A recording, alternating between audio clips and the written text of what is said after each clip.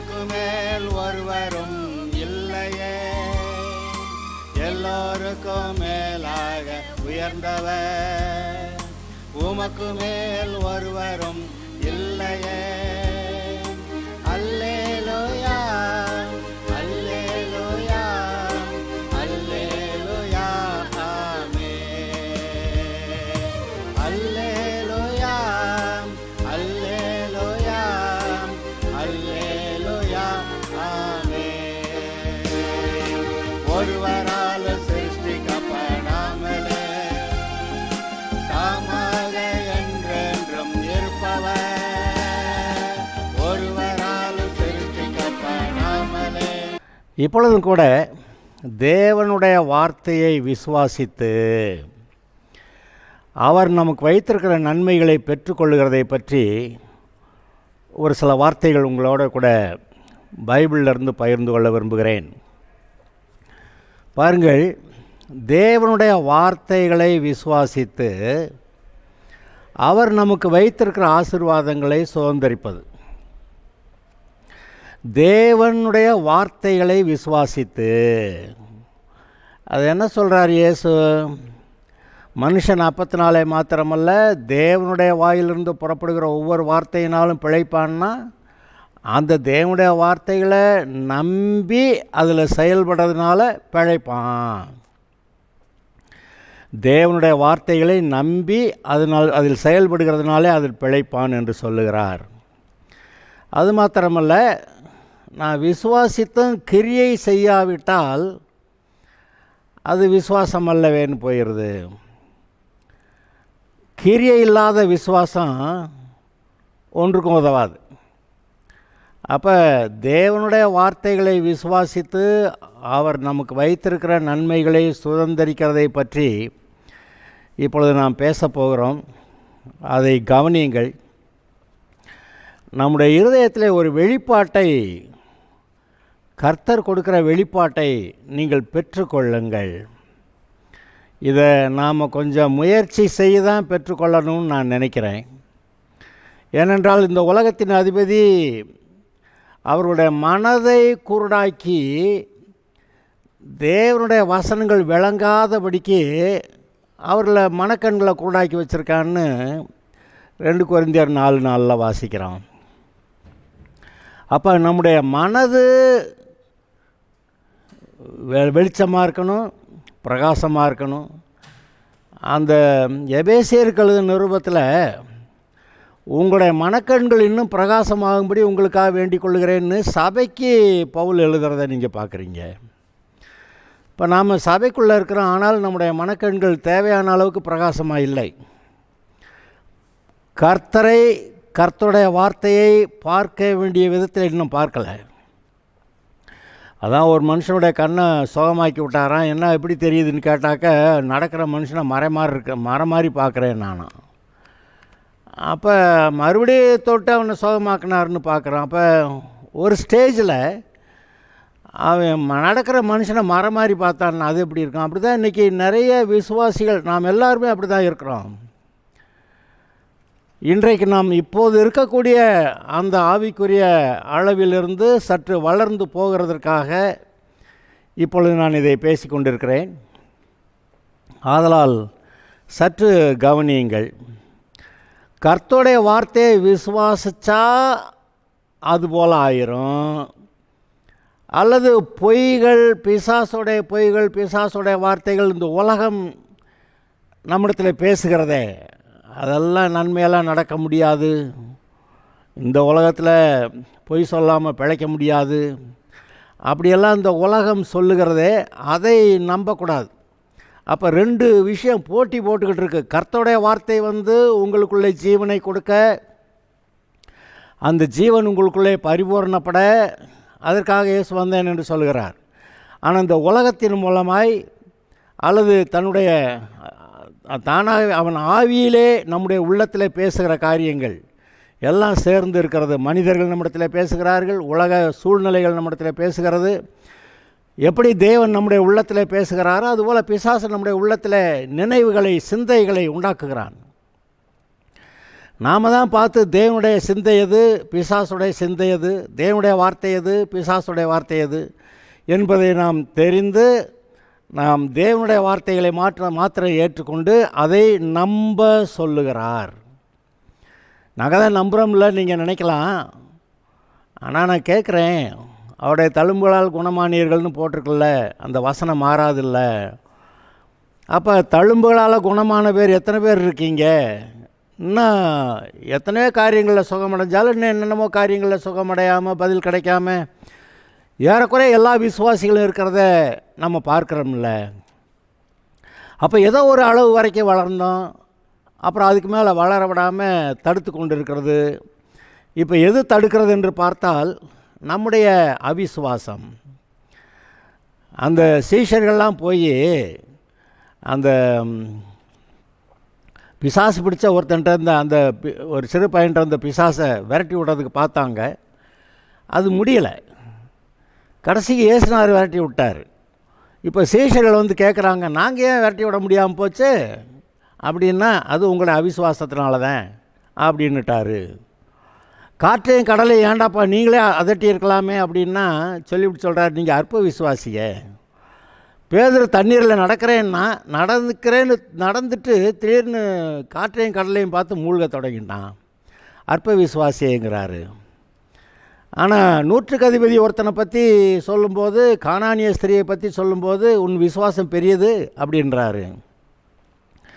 அவர்கள் தங்களுடைய விசுவாசத்தின்படி சகலத்தையும் பெற்றுக்கொண்டார்கள். மற்ற யாவருமே 2 குருடர்கள் வருகிறார்கள், இதை செய்ய இந்த கண்களை திறக்க எனக்கு நான் வல்லமை உண்டென்று விசுவாசிக்கிறீர்களா அப்படி கேட்குறாரு.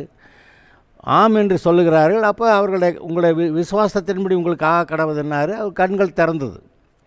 இப்போ எல்லாமே நம்முடைய விசுவாச அளவின்படி தான் சகலமும் நடக்கிறது. விசுவாசத்தின்படி நடக்கிறது, விசுவாச அளவுக்கு தக்கதாக நடக்கிறது. ரெண்டும் உண்மை. நம்முடைய விசுவாசம் என்ன, ரட்சிக்கப்பட்டிருக்கோமா? ரட்சிக்கப்பட்டாச்சு. ரட்சிக்கப்படலையா? ரட்சிக்கப்படலை. அப்புறம் இந்த அளவுக்கு வரைக்கும் என்னால் வாழ்க்கையில் முன்னேற முடியும், அதுக்கு மேலே முடியாது. அப்போ ஏதோ விசுவாச அளவு ஒரு அளவு இருக்கிறது. இன்றைக்கு இந்த விசுவாசத்திலே சற்று நாம் வளரும்படியாக அது பற்றி சில வார்த்தைகளை எங்களோட கூட பகிர்ந்து கொள்ள விரும்புகிறேன். பாருங்கள், தேவனுடைய வாயிலிருந்து புறப்படுகிற ஒவ்வொரு வார்த்தையினாலும் பிழைப்பான். பைபிளில் எல்லா வாக்கு தத்தங்களும் நம்முடைய நன்மைக்காக எழுதியிருக்கிறது. நம்முடைய வாழ்க்கையில் பிறந்தது முதல் பரலோகம் போய் சேர வரைக்கும் நமக்கு தேவையான ஒவ்வொரு காலகட்டத்திலும் ஒவ்வொரு வயது காலங்களிலும் நமக்கு தேவையான எல்லாவற்றையும் கர்த்தர் கொடுத்திருக்கிறார். அது எல்லாவற்றையும் வாக்குத்தத்த வசனங்கள் மூலமாய் கொடுத்திருக்கிறார். அந்த வசனங்களை விசுவாசித்தா அந்த காரியம் நடந்துருது.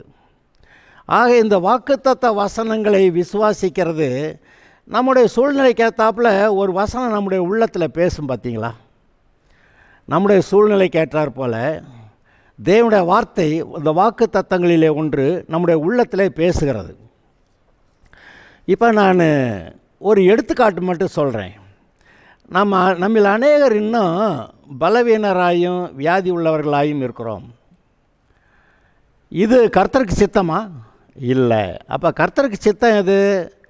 நாம் சுகமுள்ளவர்களாய், பலன் உள்ளவர்களாய், தெளிந்த புத்தி உள்ளவர்களாய், கர்த்தருக்கு சாட்சியாக வாழ்ந்து பிசாசுடைய கிரியைகளை அழித்து கர்த்தருக்காக ஆத்மாக்களை ஆதாயம் பண்ணக்கூடிய பலசாலிகளாக இருக்கிறதே கர்த்தர் விரும்புகிறார். ஆனால் இங்கே ஏறக்குறைய எல்லாருமே ஏதோ ஒரு வியாதியிலே ஒரு பலவீனத்தில் இருந்து கொண்டு இருக்கிறதை பார்க்கும்போது கர்த்தர் சந்தோஷப்படுவாரா என்றால் நிச்சயமாக சந்தோஷம் கிடையாது. விசுவாசம் இல்லாமல் தேவனுக்கு பிரியமாயிருப்பது கூடாத காரியம் அப்படின்னு சொல்லியிருக்கிறாரு. என்ன விசுவாசம்? அவருடைய வார்த்தை எல்லாத்தையும் விசுவாசிக்கணும். அவருடைய வார்த்தையெல்லாம் என்ன சொல்லுது? நான் உனக்காக எல்லாம் செஞ்சு முடிச்சிருக்கேன். உன்னுடைய சுகத்துக்காக, உன்னுடைய பொருளாதாரத்துக்காக, உன்னுடைய சமாதானத்துக்காக, உன்னுடைய சந்தோஷத்துக்காக, ஜனங்கள் மத்தியில் நீ உயர்த்தப்படும்படியாக, நல்ல ஒரு சாட்சியான வாழ்க்கைக்காக, எல்லாவற்றுக்காகவும் நான் உனக்காக யாவற்றையும் செய்து முடித்திருக்கிறேன் அப்படின்னு சொல்கிறார். சிலுவையில் இருக்கும்போது முடிந்தது, நான் செய்ய வேண்டிய எல்லா வேலைகளையும் செய்து முடித்து விட்டேன் என்று முடிந்தது என்று சொல்லுகிறார். அப்படியானால் நமக்கு தேவையான எல்லாவற்றையும் செய்து முடித்து விட்டார். இப்பொழுது அவர் கொடுத்திருக்கிற வாக்குத்தத்த வசனங்கள் மூலமாய் இயேசு சிலுவையிலே நமக்காக சம்பாதித்த எல்லா நன்மைகளையும் பெற்றுக்கொள்வது நம்முடைய அவசியம். நம்முடைய நம்முடைய நம்முடைய பங்காக இருக்கிறது, பொறுப்பாக இருக்கிறது. இப்போ கர்த்தருடைய வார்த்தை என்னன்னு விசுவாசிக்கிறீங்களோ அப்படி நடக்கும். அதானே இப்போ நம்ம இது வரைக்கும் பேசியிருக்கோம். நீங்கள் எதை விசுவாசிக்கிறீர்களோ அது நடக்கும்.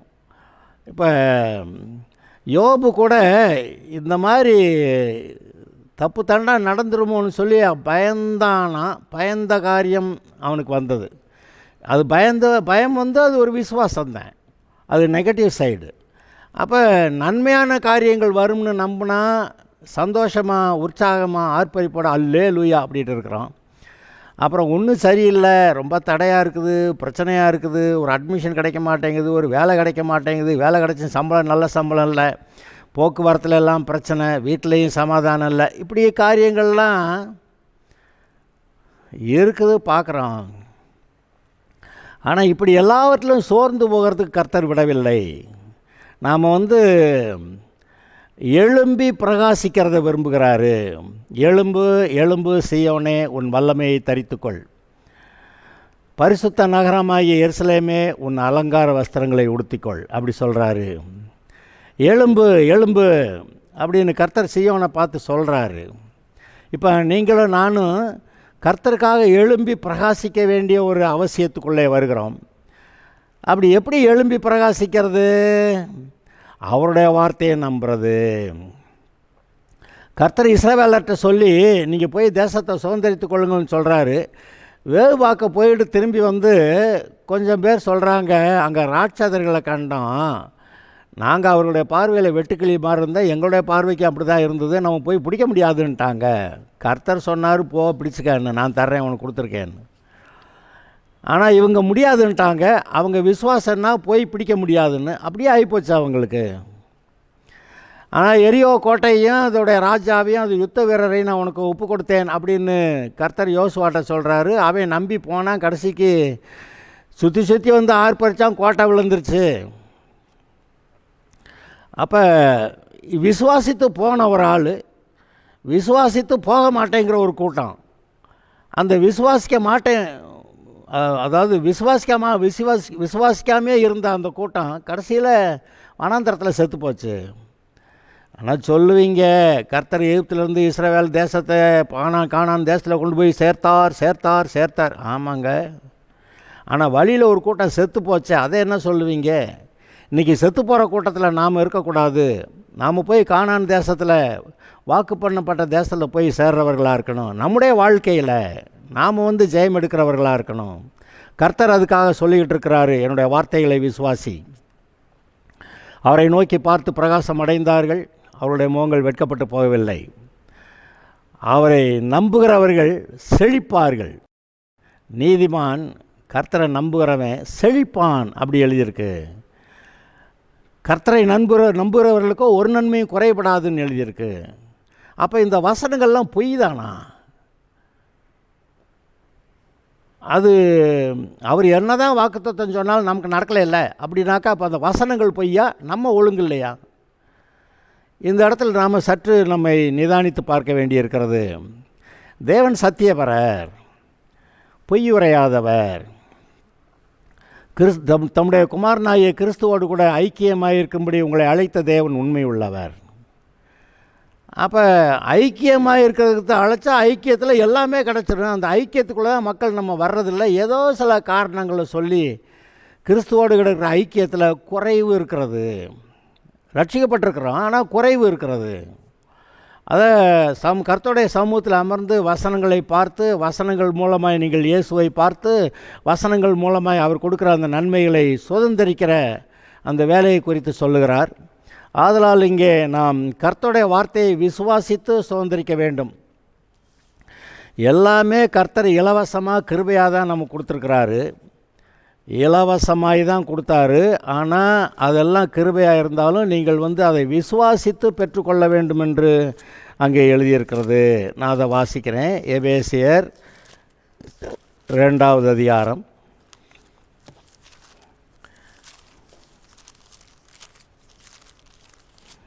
எபேசியர் 2வது அதிகாரத்தில் 6வது வசனம் 7வது வசனம் 8வது வசனம் வாசிக்கிறேன்.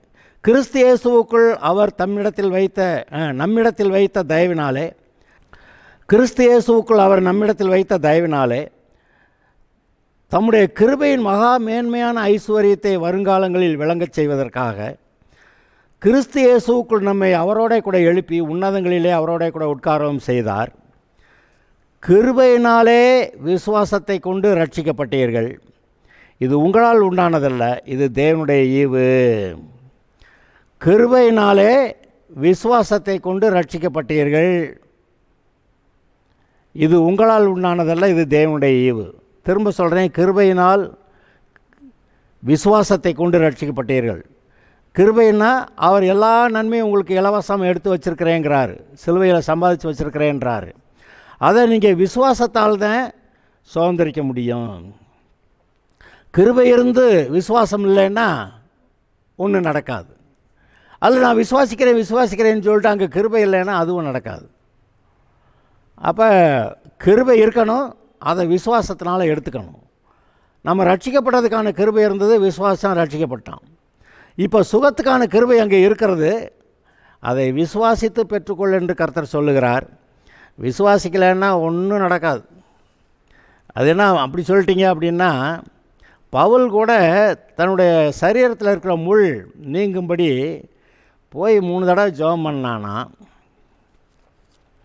அவர் என்ன சொல்லிட்டாராம், என்னுடைய கிருபை உனக்கு போதும்னு சொன்னாராம்.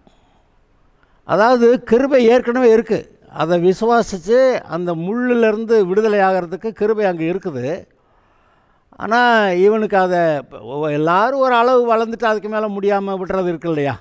இப்போ எம்ஏ வரைக்கும் முடிச்சுட்டு ரிசர்ச் போகலை, அல்லது பிஏ முடிச்சுட்டு எம்ஏ போகலை, அல்லது 12th முடிச்சுட்டு பிஏ போகலை, இது டிகிரி போகலை, அப்படியெல்லாம் சில இது இருக்கிற போது ஒவ்வொருத்தருக்கும் ஒவ்வொரு லெவலில் போராட்டங்கள் அதிகமாக இருக்குது.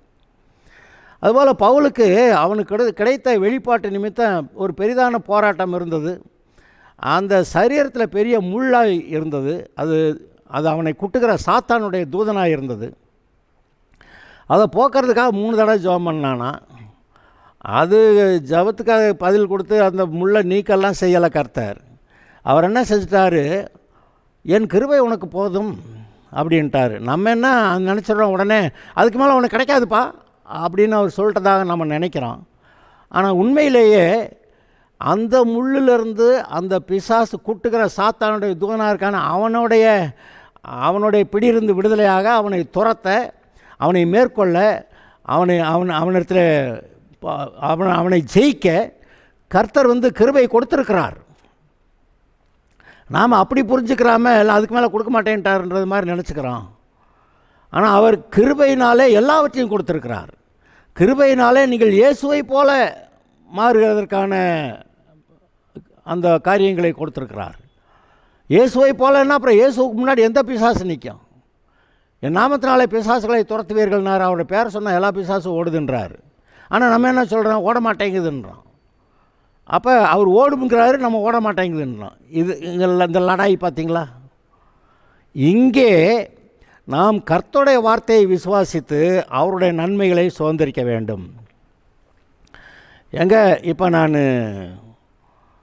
சொல்கிறேன், அந்த விசுவாசித்துங்கிறதுக்கு அர்த்தம் சொல்கிறேன்.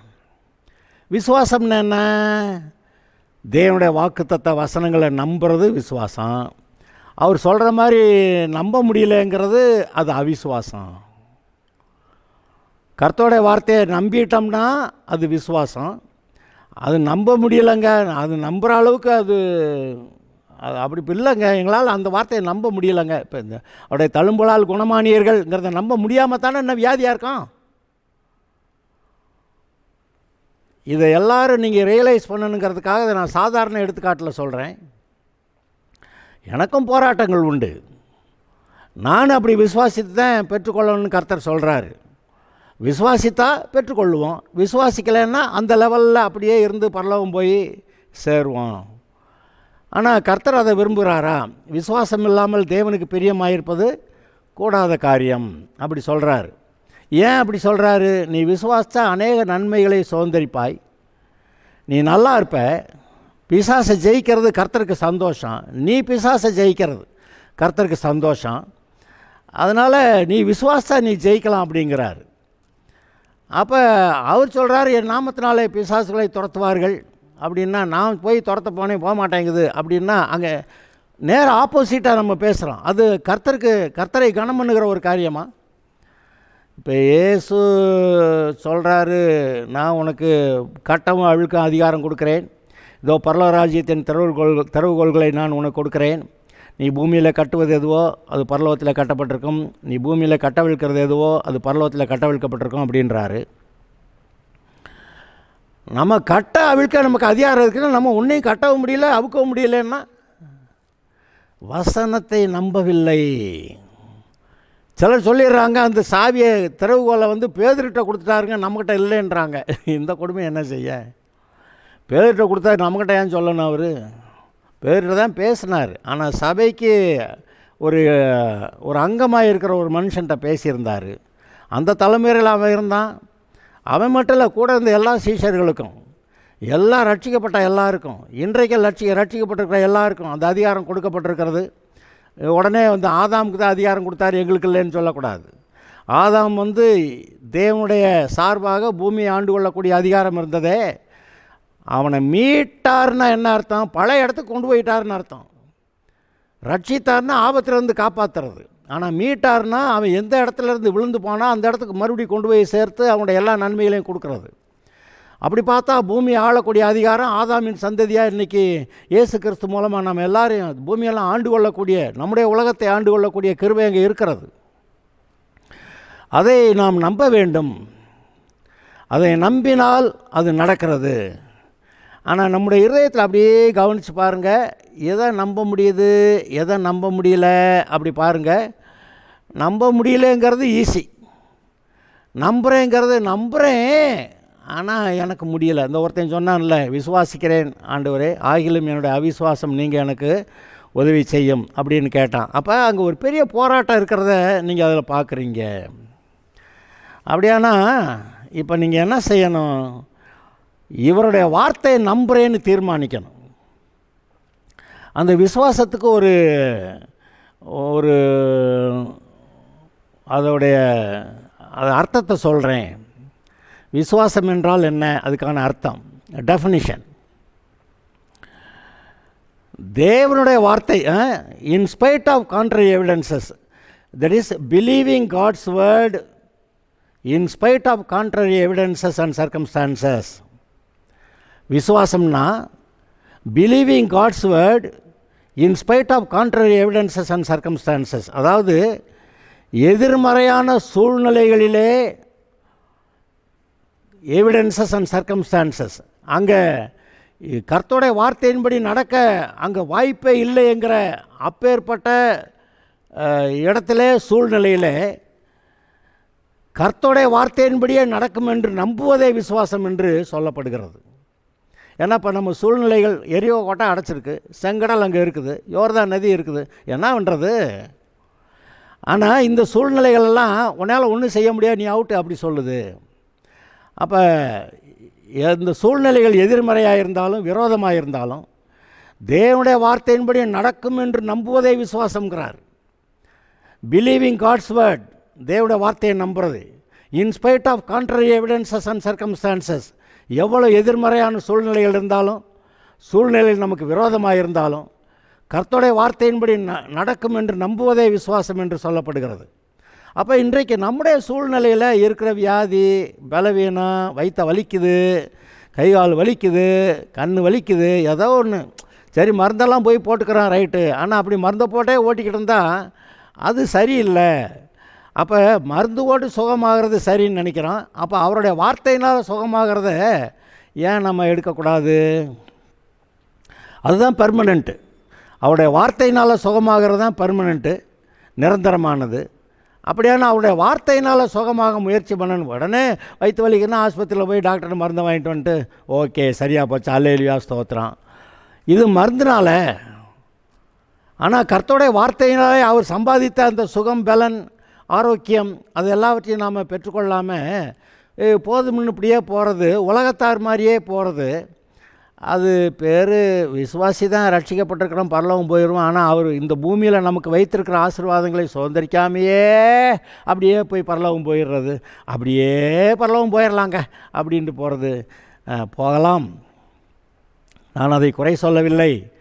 ஆனால் நீங்கள் தீர்மானித்தால் உங்களுக்கு கர்த்தர் கொடுக்கிற வாக்குத்தத்த வசனங்களை நீங்கள் நம்பலாம், விசுவாசிக்கலாம்.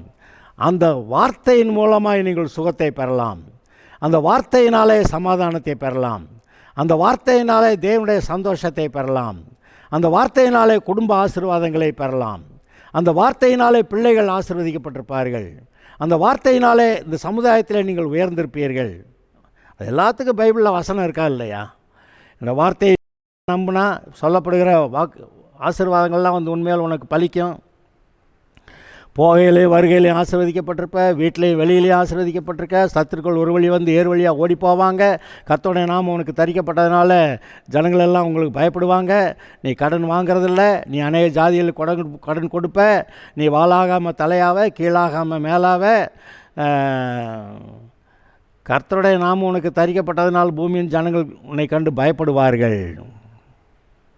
அப்படி எழுதியிருக்கேன். கடன் வாங்கிறதில்ல, கடன் கொடுப்பேன்னு எழுதியிருக்கேன். இதெல்லாம் அப்போ பொய்யா? இதை நம்பலாமா வேண்டாமா? ஒரு தீர்மானத்தை நம்ம எடுக்கணும். கர்த்தர் நம்மோட கூட இருக்கிறாரு, நமக்காக தான் அதெல்லாம் செஞ்சார். நம்ம நிறையா சம்பாதிச்சு வச்சு நம்மளால் அனுபவிக்க முடியலன்னு என்ன சொல்கிறேன்?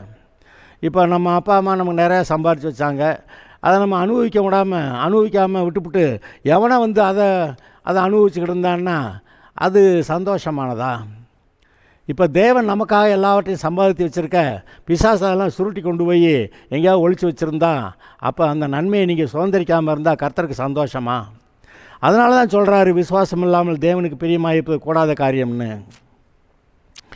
இப்போ ஒரு தீர்மானம் எடுக்கலாமா? நான் கர்த்தருடைய வார்த்தையை விசுவாசிக்க தீர்மானிக்கிறேன். In spite of contrary evidences and circumstances. எவ்வளோ எதிர்மறையான சூழ்நிலைகள் இருந்தாலும் சரி, அந்த எவ்வளோ எதிர்ப்புகள் இருந்தாலும் சரி, கர்த்தருடைய வார்த்தையின்படியே நடக்கும் என்று நான் நம்புகிறேன் அப்படின்னு சொல்ல தீர்மானிக்கலாமா? இப்போ நான் சாதாரண எடுத்துக்காட்டு சொல்கிறேன். அவருடைய தழும்புகளால் குணமானேன்.